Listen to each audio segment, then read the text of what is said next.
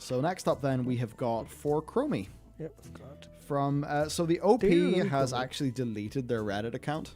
Yep. So I can't actually say who the OP was.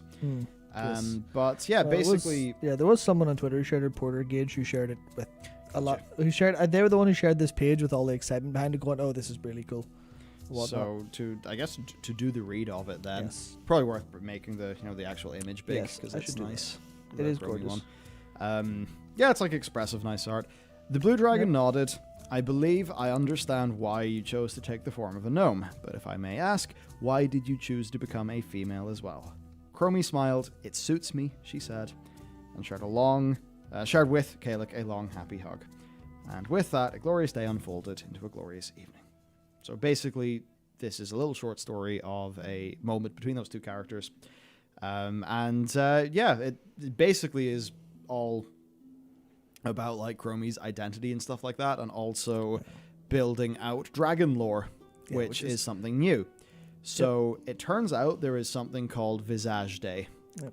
And this is a new piece of dragon lore, and this is where the dragons choose their humanoid form. And this is what's interesting as a lore change. Not lore change, as a lore clarification, because you'd see a dragon either in their humanoid form or their dragon form. And we'd always just sort of assume as players, it's just the thing they do, whatever they can. We would sort of just assume that like they take that form and that's the model the Blizzard made for that dragon. So that's always what they look like in their human form. But it sort of felt like shape-shifting magic. Yeah, because I mean that's what Crassus does. Crassus. That's what he does a lot in the War of the Ancient season, where he actually takes a bunch of different forms as it's important or necessary.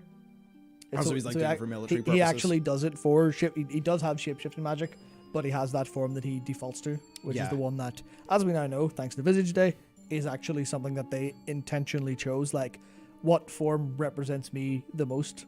And for most of them, it was the original thing was most of them were elves because they thought they were all sort of vain.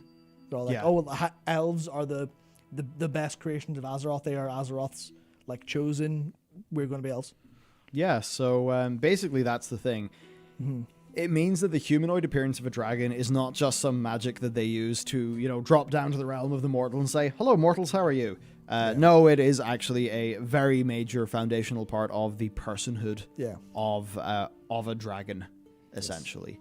I wish that Kaligos would maybe get an upgrade to the 3D model of his visage, because I don't know if they still use the really old model for Kaligos. I think so. Or did they update it for BFA?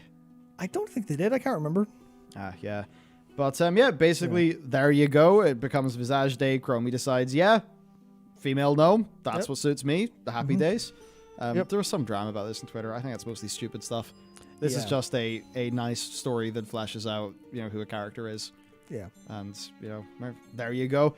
New dragon lore.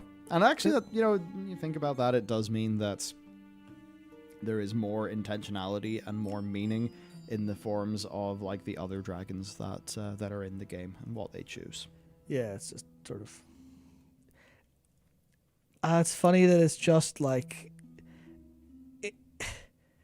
It's sort of. I guess it's clarifying what I kind of, because I mean we've all seen like what the Alex Straza and all of the aspects have their models that we obviously know. Well, that's Alex Straza. That's a unique looking form, so it's just codifying that in what I think is a really cool way.